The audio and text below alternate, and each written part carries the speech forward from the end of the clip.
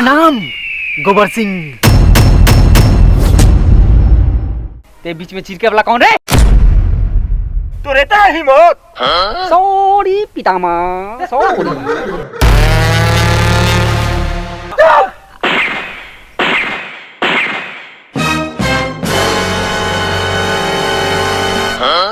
सब तारा वजह से होता, सब तारा वजह से।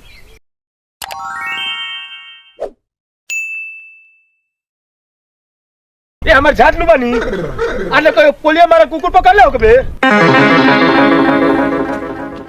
सरदार बोतल नु करा बुझवा बच्चा वन दे के वइलो दैया लेके बढ़ जाई तो तोर गणिये चियर जाई। हां